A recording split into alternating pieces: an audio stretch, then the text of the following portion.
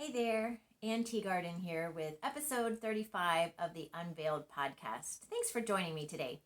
So, things at my house are still a bit topsy-turvy, but thank goodness God is walking beside us, giving us wisdom and strength that we need. And I really appreciate all of your prayers. My father-in-law is still in the hospital at the time of this recording, so we're still kind of waiting to see what is going to happen. But on to our topic for the day. I hope that you're finding some gems of wisdom from Shaunti Feldhahn's book For Women Only as we're walking through it. I know I am. One disclaimer though, as we talk about understanding our men better, it doesn't mean that we just give up on our needs in favor of his. So don't hear that. There needs to be a balance. However, I think as we better understand his way of thinking, it helps us adjust our expectations and know better how to approach him about ours. So step one is understanding how he thinks. Okay, so on to chapter 4, which Shaunti titles The Thinker When Checking Out is Actually Checking In. Kind of an interesting paradox there. But I titled this episode, Why Does He Walk Away? Because I feel like most of us have experienced that at some time or other.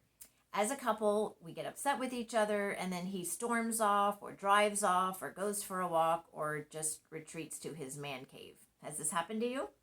It can be really frustrating because you want to talk it through, you want to work it out, and it feels as though he's shutting you out. So, how do we better understand what's going on? Well, according to Shaunti, men's brains are wired up differently than women's, actually according to science. When my husband and I discovered many years ago that our brains were actually wired differently, it was such an aha moment for us. We now understand that women and men fundamentally think and react differently. Women have a lot of connections between the two halves of their brain, allowing us to process multiple thoughts and feelings at the same time. Men, on the other hand, have fewer connections between the two halves and tend to process things one at a time and think very deeply about it. My husband likes to jokingly say, "It's not my fault. My brain halves aren't connected." Shaunti outlines 4 processing differences of men in this chapter. And again, read the book for more details and examples. Processing difference number 1. Men often have to think something through before they can talk it through. Generally, women are verbal processors, whereas men are internal processors. Women, we like to hash and rehash it out loud, processing as we go. Men prefer to go off and process it and figure it out before they can talk coherently about it. Women talk to think, and men think to talk in general. They're total opposites. So we are uncomfortable when they walk away, and they are uncomfortable when we press them to talk before they are ready. So you have to figure out a system that works well to meet both of your needs. What you don't want happening is for your husband to need to think about it, but the issue never gets discussed and resolved. And I think that's often what happens in relationships, and that leads to resentment building up.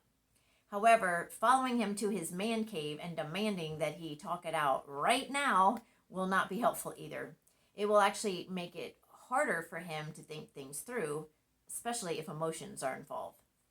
Shaunti's husband gave a great illustration. I love this. He says, for a woman, the joy of communication is the discovery. A man generally likes to have a roadmap that he's already thought through before having the discussion. But this is the opposite of driving somewhere, when a man enjoys the discovery and a woman wants a roadmap of how we are going to get there. Great illustration, isn't it? Okay, processing difference number 2. Men need time to do this processing. In his book, What Could He Be Thinking?, author Michael Gurian writes that brain scientists have discovered men can take up to 7 hours longer than women to process complex emotive data. Has your husband ever said, "I don't know what I'm thinking," or "I don't know what I'm feeling"? Before I understood that our brains are different, I used to think, how can you not know what you're thinking or feeling? But he truly didn't, yet. He would come back to me in a few hours or sometimes the next day and tell me what he was feeling, and then we could discuss it. So ask your husband if this describes him and talk about the best way to handle things the next time conflict arises. Now, some men are truly just trying to avoid the conflict, and that's different. It takes some discernment and asking questions to figure out the difference. Again, give them time to think about it, but then set a time to discuss it. This can't be an excuse to never resolve the issue, so don't let it go there. Okay, processing difference number 3, men think through everything. This may sound surprising because I know I've thought, why did he do that? Or what was he thinking? And when I ask him, he usually has many reasons why he did what he did. That doesn't mean I agree with his reasons, but clearly he did have reasons.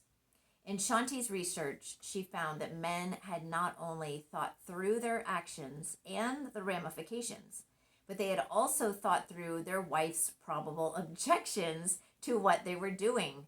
Oh, they know us so well, and we thought they were just acting without thinking. There's a great real-life example of this in the book about a man, Robert, who swiped a dish rag from the kitchen sink and used it to clean the mud from his shoes. Okay, I heard that collective gasp from all the women in the audience. Here's the actual conversation between Tess and Robert. Tess: Robert, what on earth are you doing? And you know she said it that way. Robert says, well, I was thinking that I only had a minute before I had to run to my meeting and that we're out of paper towels in the kitchen and this dish rag is getting kind of ratty and it would get the dirt off better than a paper towel anyway. And then I was thinking that I would throw this in the laundry on the way out the door and that it would be a perfect buffing rag for when I wax the car tomorrow. Tess: oh. Now, Tess still may not have agreed with all of that, but clearly Robert had thoroughly thought about what he was doing. So the main lesson here is to not assume that your husband is doing something boneheaded without any thought, but to assume that he did think it through. Now, honestly, we might prefer that he hadn't thought about what he was doing to knowing that he did think it through and decided to do it anyway, if you know what I mean. But it's okay to disagree with your husband's thought processes respectfully. And it's okay for him to fail in what he chose to do. And it's okay to have a healthy conversation about something you disagree with. Just try to assume the best about his intentions and know that he probably did think it through, even if it didn't work out like he thought it would or like you would like. And again, if it's just a preference thing, it may be best to let it go. Pick your battles carefully. Okay, processing difference number 4. After all that thinking and talking, men need to think about nothing. Now, the first time that I asked my husband what he was thinking about and he said nothing, I said, no, really, tell me what you were just thinking about. And he reiterated, nothing. I had a hard time believing that. I assumed he didn't want to share with me and I was a bit hurt. One day I learned that men have the capability of thinking about nothing. Wow, women find this really hard, I think. We're always thinking about something, and we're usually thinking about multiple somethings. Shaunti's research found out that the way men's brains are wired, they can feel full sometimes, and they need time to process while thinking about nothing, or doing a mindless activity such as watching TV, listening to music, mowing the lawn, etc. My husband said he was so grateful for his commute home, which allowed him to transition from the work mental load into home mode. And even with that, he asked me not to meet him at the door with a list of things that need to be done or an earful of what the kids had done to drive me crazy that day. I think most men would like a transition time to change clothes and do something a bit mindless. Often, when a woman has been home with her kids all day, she's ready to hand them off to her husband the moment he walks in the door. I know I was. And we may spout a number of things at him that he needs to remember for the evening, and then we're frustrated when he doesn't remember them later. But his brain was full when he arrived home, and it was not ready for new input yet. My sister said that they handled it this way. When her husband explained that he needed this transition time, she told him, fine, go upstairs, change your clothes, stay as long as you need to. But when you come downstairs, you are fully on and ready to engage. And this saved a lot of frustration on both their parts. So overall, it's best to understand and work with a man's wiring rather than against it.